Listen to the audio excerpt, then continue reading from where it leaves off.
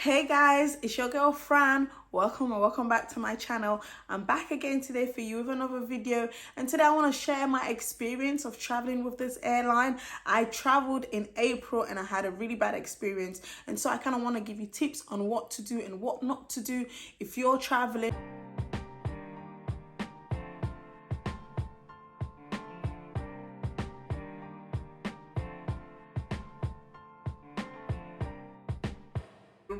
It was not a good experience at all, and I'm gonna insert the clip, like I'm gonna play videos from what actually happened so that you can see as I talk you through it. So in April, me and my daughter traveled to Sierra Leone, and we traveled with Brussels Airlines. Initially, I was going to go with Air France because I usually travel with Air France when going to Sierra Leone, because there isn't a direct flight from the UK, so you have to transit. And I've had good experiences with Air France, like no issue whatsoever. And I traveled actually with Brussels once in 2018, but Air France's ticket was much more expensive, like a lot more expensive, and Brussels prices were a bit more flexible, like I could afford that, so I went with Brussels Airlines.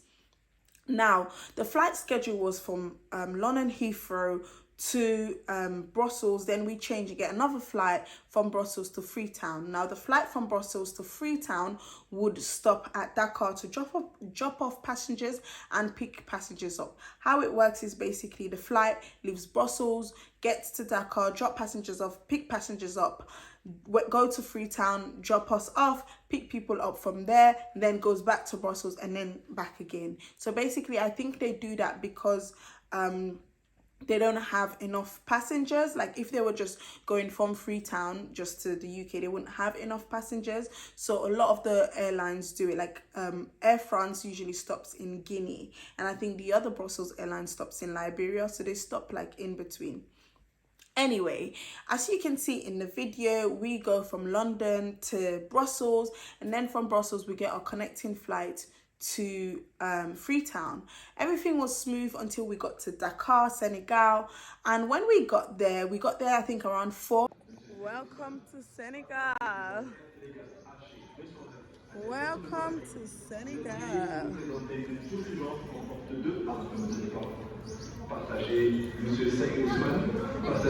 Keep going, Bree. So I think we got there around 4, and we've been sitting waiting. We should have got to Freetown, I think, at 5:40 or so. I'm not too sure of the time, but I'll put it on the screen.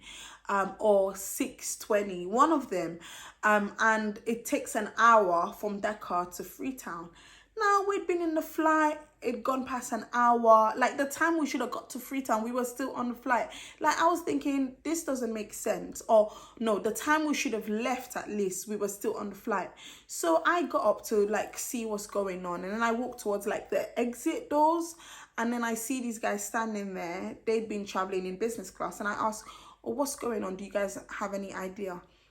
And as I'm asking him, I see people with high visibility jacket.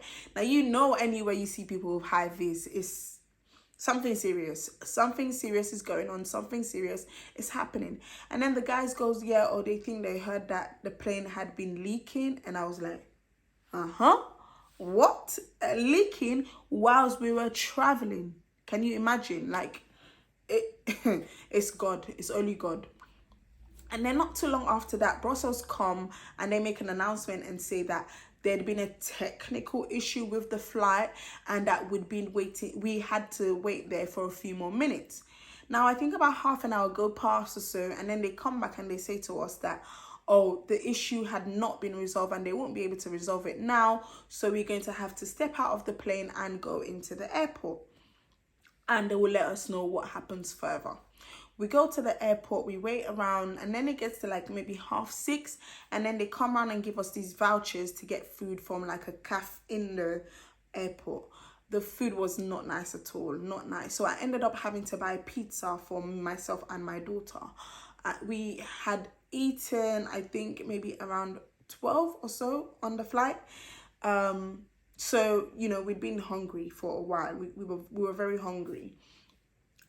we'd actually left London at 6:20 or 6:40. So imagine, and the first flight to Brussels, we didn't have any food, and then we got the food in on the flight, which I didn't even like. My daughter didn't even like either. We just ate the bread, so we were really hungry.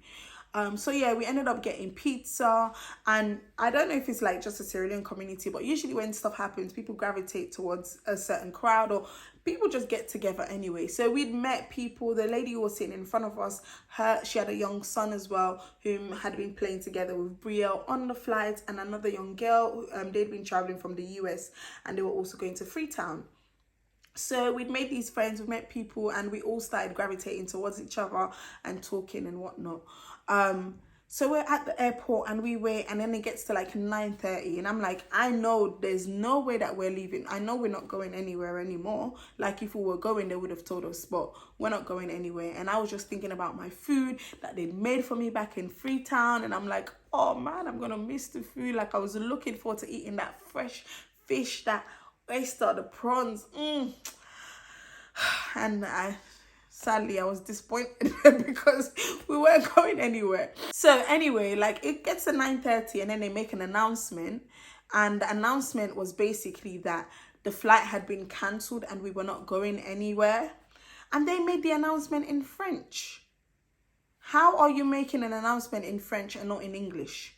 Okay, even if there are French speakers there, because Senegal is a French-speaking country, you need to make it in English so at least people can understand what you're saying, especially if the vast majority of your passengers speak English and understand English.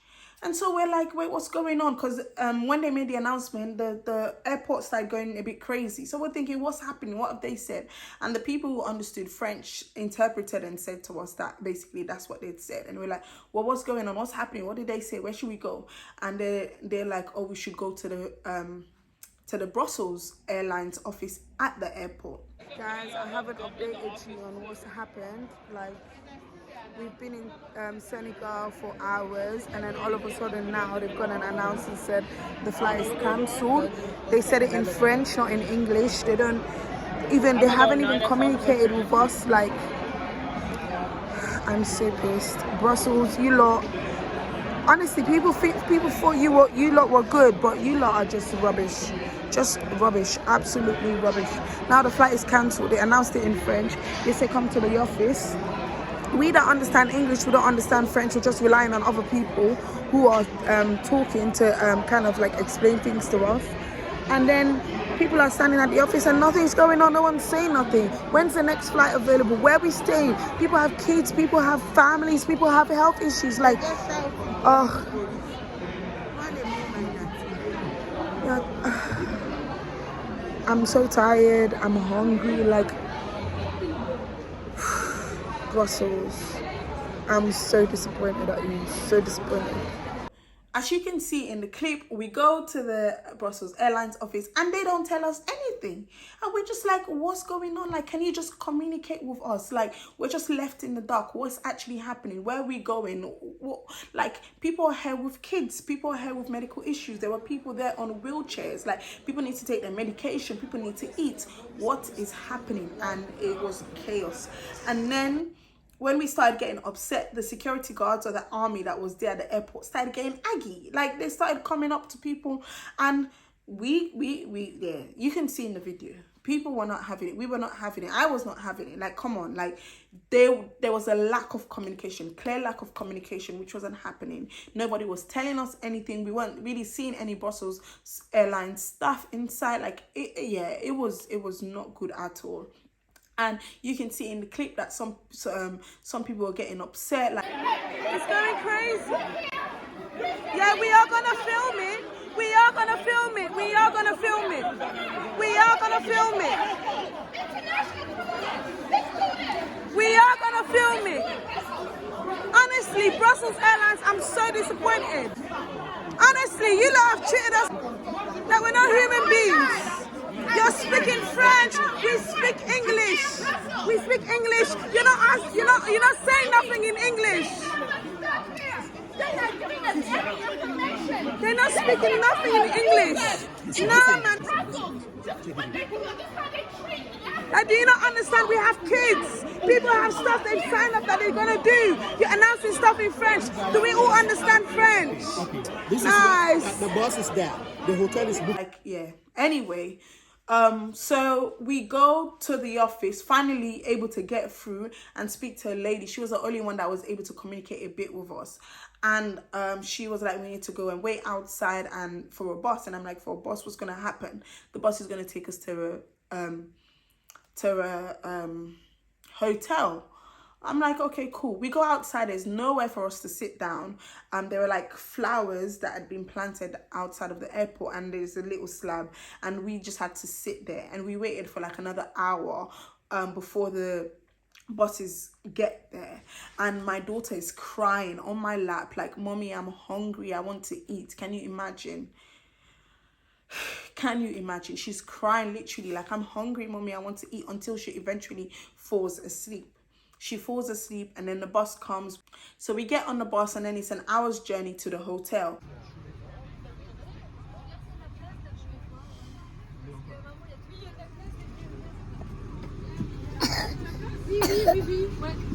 Sorry, cover your mouth.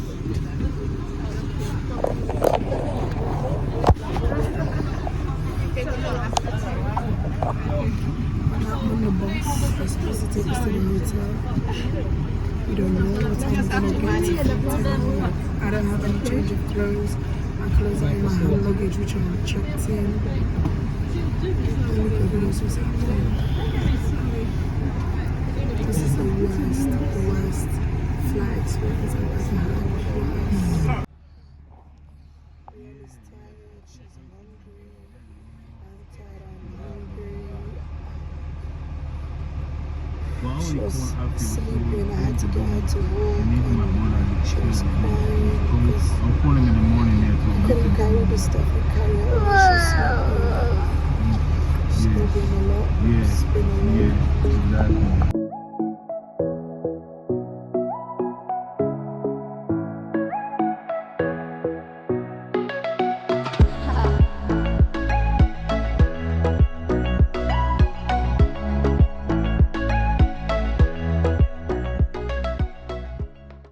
Get to the hotel, and the hotel staff, that was only the nice thing. The hotel was nice, the staff were nice, they were really kind, they treated us really kindly.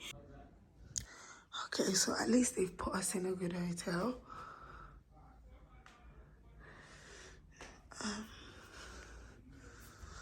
My legs are hurting. It's the bathroom.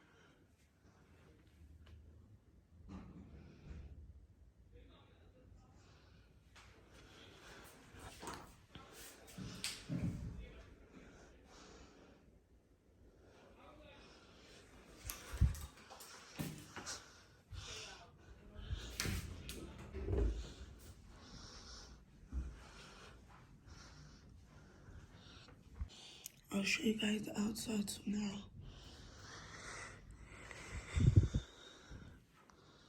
Brielle, I know you're tired, baby girl.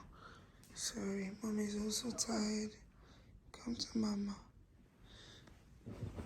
The hotel had prepared food for us. So I think we got there at like 11 or almost midnight, and there was food for us so we could eat, which was really nice. Brielle was tired, she'd gone to sleep, but I think we'd both gone down so that she can at least eat something and then go back to sleep.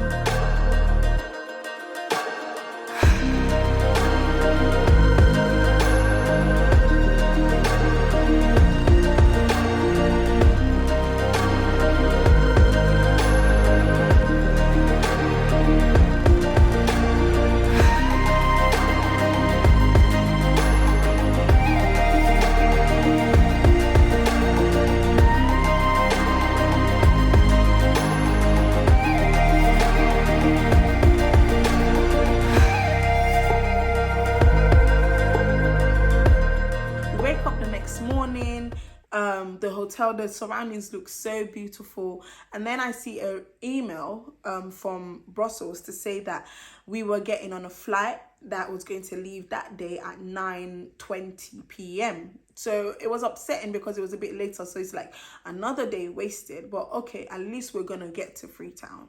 So we go down for breakfast, and then there's these notices around the hotel that says that we need to get ready for 2 and the flights will leave at 3 to take us to the airport. No, not the flights. The buses will leave at 3 to take us to the airport. It seemed like a long time, you know, from when the flight is leaving. But anyway, we had to follow instructions. So we all get ready. It's about 5 buses. Like, it was like 5 big buses. We all go to the airport, check in, like go through immigration, same thing that you do usually, and we start waiting. Like, we had to buy food because obviously they didn't provide food for us. After we'd had lunch at the hotel at like 12, there was no other food provided for us, no vouchers that they even gave the day before, nothing of the sort. We had to buy food for ourselves. So I think we got pizza again because it seemed like the only nice thing there, to be honest, and some drinks. And then where the gates where the flight had to leave was downstairs. We go downstairs, there's not enough seats for everybody. And we had to sit on the floor, people. People had to sit on the floor. Now, okay, let's just say we have to sit on the floor, even stand around if we were going straight into the flight. But we had to sit there for hours because the flight was not leaving. Like, it just kept going. Like, usually, like, if a flight is leaving at like 9:20, for example, they start checking people in to board the flight like an hour before. 8:30 go by, 9 o'clock go by, and I'm like, listen, there's no way, we're not going nowhere, people. I kept to say we're not going anywhere, like, because first of all, we couldn't see any Brussels staff in sight, and then the time's just going, then it gets to 9:20 when the flight is supposed to leave, and nothing. And there was only like, there were 2 airport staff down there with us, and everybody just kept on going to them asking, what's going on, what's happening, can someone explain to us? Like, nobody's telling us anything. No, lack of communication. Brussels wasn't updating anything through emails or through text. I kept on checking my ticket because I had the Brussels app where I booked my ticket. I kept on checking it, and then it kept on saying the flight had been moved to 10:50, and I'm like, oh, people, look, they moved it to 10:50. And then we were there till midnight, nothing. Eventually, a few minutes, I think after midnight, we see some Brussels staff come and they start checking people in. Like, it was so upsetting. People were sitting on the floor. Everybody was tired and upset. Like, it was really bad. It was really bad. There was lack of communication. People just started getting upset. Like, we were even getting upset at the airport staff because we were like, can you get someone from Brussels here to speak to us? Like, what's going on? How can nobody communicate with us? Like, it don't make no sense. Eventually, we left Senegal, I think, at 12:40, 12:35, and we got to Freetown an hour later.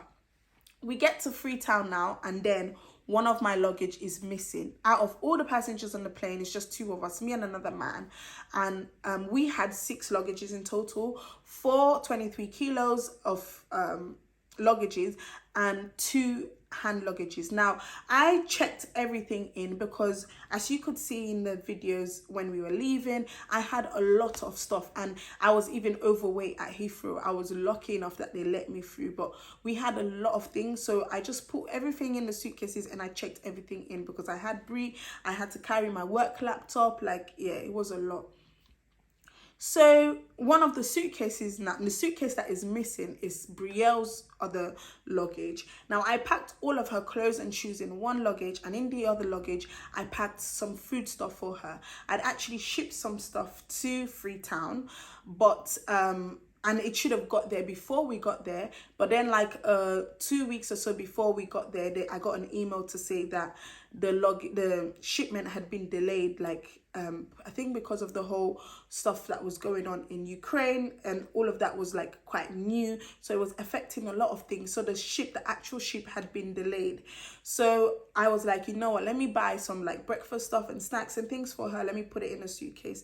And then I bought some stuff from family and friends, and some stuff had been given to me to take for family and friends, which was all in that suitcase because Brielle only really needed one suitcase. So I just packed all of it in that second suitcase, and it turns out that was the luggage that had been missing.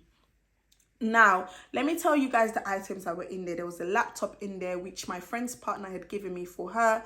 There was 6 mobile phones, 3 of which was for my family members that I'd bought, 3 of which had been given to me by other people to give to their family members. Like, it'd been given to me by family members here to give to their family members back home. Like, you know, usually people give you stuff. Look, can you take this for me? Can you take that for me? But I have learned a big lesson from this. Honestly, people, I've learned a big lesson. So I get scared when I find out this luggage is missing, because usually when people's luggages are missing in Africa, you hear all stories. The luggage doesn't come back, or when it comes back, items are missing from there. There's still stuff. So I was really scared that this was gonna happen to me. Anyway, so imagine we get there, it's like 1:30. By the time we go through immigration, the luggage, I had to register for them to have all the details. So when they do find the luggage, that they'll be able to contact me and I'll be able to identify and get my luggage back. And by the time we do that and go through COVID procedures, at this time, you still had to pay for COVID tests in Sierra Leone. I think they changed the law like the day we got there. Like, it was changed the day we were leaving, but it didn't come into effect, I think, until the day like we got there or the day after. So I still had to pay for that anyway. So we had to go through COVID procedure. By the time we finished, it was like 3 a.m. in the morning. Bria was sleeping, but luckily for me, I honestly thank the people that helped. There were people who helped in Sierra Leone. Some lady carried her all the way till we got outside, and we met Brielle's grandma. And yeah, that was really helpful, because I was tired, I was exhausted, everything. It was just too much. So we get to Freetown, and then first of all, I make a complaint to Brussels about the way we were treated, because we were treated like rubbish. Honestly, like, they didn't care about us. So yeah, I make a complaint about the way in which we're treated, and was hoping to get a reply from Brussels soon. And then just awaited to hear from them about the missing luggage. Time goes by, and days goes by, and it was like the Easter weekend and Easter holiday, so we didn't hear anything. But my cousin had someone working at the airport in the baggage area, so she told them that when they notice or see that my luggage is back, to let us know. So they told us, and then we went to where like the Brussels staff will get to in Freetown. So usually you have to travel from Luque to Freetown. You have to go either by ferry or by the boats. That's how people usually travel. So the boats that brought all Brussels staff and luggages, we go there and they're like, oh, Brussels staff has taken all of the luggages to their office. And it was the Easter weekend. Monday was a bank holiday, so we had to wait till Tuesday. Tuesday, I go into the Brussels office. I even wait to see if they'll call me. Nobody calls me. So I go to the Brussels office to see what's happening. And there's no one there working in the baggage section. So someone else from the ticketing section comes to try and see if they can help me. And I find the luggage that was there missing. I'm like, oh, thank God, I was so happy. And then she takes the paperwork from me, and then weighs the suitcase so that to confirm the weight. When she puts it on the scale, it weighs 20.5 kilo. Now, if you guys remember, you can see I have video footage of us at the airport. All my luggages were overweight. Everything. That luggage was 25 kilos and then 20 kilos. So I'm like, what's happened to the 5 kilos? Things are missing. And immediately I just knew that stuff had been missing from it. So I'm like, I need to open this here and now so I can show you, so I can look in front of a Brussels staff. Open the luggage, and the first thing I look for is the laptop. But immediately as I open it, I know how I packed it. Like, I packed it, and you know the straps inside for you to close, the straps were closed. As soon as I open it, the straps were open, and search for the laptop, it was gone. I just knew then, like, I just knew. And I was just upset, and I shook my head at my cousin like, they've stolen it. We get home, and I opened the suitcase to actually see what had been missing. I couldn't even remember everything. Some things I remember the days after. And I find out the laptop was gone. The 6 mobile phones had been gone. Some earbuds that I bought, trainers for my nephew, and 1 bottle of alcohol. If it was just all my stuff, it was fine. But the fact that people's stuff had been stolen, that was painful. That was painful, guys. My friend is doing her master's and her partner had sent her laptop and this was missing. Like, I was just like, oh my gosh, what am I going to say to people? And there and then I called people, video call, like everybody that had stuff that had missing. I called them like, this is what's happened. I have made a claim. I made a claim straight away on the Brussels website. And I was like, to people like, yeah, I've made a claim. Hopefully, I've made a claim on the Brussels website and I'm hoping to hear from them soon and get compensation back for everything that has been stolen. And as I get the money back, I would give back to people. A week goes by and people started getting aggy. People started getting upset with me when this wasn't my fault whatsoever. But this has taught me a lesson. I will never take anything back home for nobody. In fact, you wouldn't even know that I'm traveling. I will not take anything. I'm not doing it again because it's like I had stolen the stuff.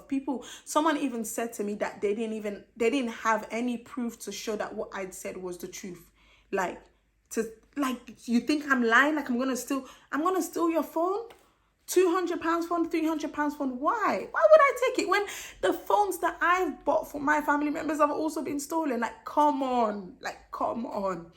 And some people they got me really, really annoyed because I would get calls every day. I'm like, I have not heard from them, like multiple calls. And these were so-called family members. And I just couldn't understand how people were blaming me and couldn't understand the situation. Like, I've also lost items. But my friend, her laptop had been stolen. I'm telling you, till this day, she's not even asked me, oh, what's happened? Because I said to her, Brussels has not compensated me yet. The moment they do, I will give you your money back. I will literally give you your money back. And she has been so understanding, her and her partner. They've been so understanding out of everyone, honestly. But yeah, that's one of the things that I will tell you. Don't take things for people back home. Don't do it. Me salon fam with them, una not do am. Not take nothing for nobody because people ungrateful. People that they forget for saying that something good you do for them. They forget that you actually done something good. Like, it's as if you've done something bad. Like, why would I need to take your phone if I've agreed to take stuff for you? Like, and it's not the first time. Like, it's not the first time. Anyway, I've learned a big, big lesson. So I make the complaint and I wait for Brussels to get back to me. Weeks go by and I hear nothing. I go to the Brussels office in Freetown to ask, oh, what's happening? Like, can you tell me anything? And she goes, she will try and contact them, but it takes 45 working days for them to usually process a claim. 45 working days. And that 45 working days was up in July, like second week July, because we were there in April. Now, tell me, why have I still not heard anything from Brussels? I have sent multiple emails. I have called a call center. I have contacted them on Twitter. Nothing. The person on Twitter said they've sent a message to the team to prioritize, my claim. I have heard nothing. It's been since April, May, June, July, August, and we're almost at the end of August now, and I've heard nothing. How do you treat people like this? How do you treat people like... So please, people, don't travel with Brussels Airlines. Me salon people, them are big. Avoid Brussels at all costs. Avoid Brussels, because if you even check on their Twitter page, if you search Brussels Airlines flying Brussels, you will see people tagging them to similar stories, similar things. People's luggage is missing for days. Some people don't even get their luggages back and go back from their holiday and nothing. No reply from Brussels. No communication. Lack of communication. Like, it's just bad. It's just so poor. You are taking our money to fly us and give us good customer service, and your customer service is rubbish. Like, it don't make no sense. Treat us with respect. But Brussels, the service has just gone poor. It's just so bad. Like, bad. Just horrible. So please avoid traveling with Brussels. Another thing is, if you can afford to take travel insurance, please. If you can afford to travel, people, please take travel insurance. I used to take travel insurance, and I was supposed to take travel insurance for this particular trip, and I didn't, and I regret it, because I could have made a claim and they would have been able to refund me, and I could have given people money back for the items that were missing. But I didn't take any travel insurance, and all the items missing is over £2,000 because the laptop alone was over £1,000. So people, please learn from me. Take travel insurance. Don't take anything for anyone back home. Don't do it. And please avoid traveling with Brussels Airline at all cost. Brussels, if you see this, run me my money.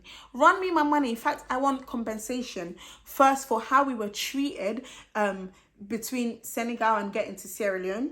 I want compensation for my items missing. Give me back all the money for all the items that were missing. And I want compensation for how long you've taken to get back to me. How long? Like, no communication. It's just bad.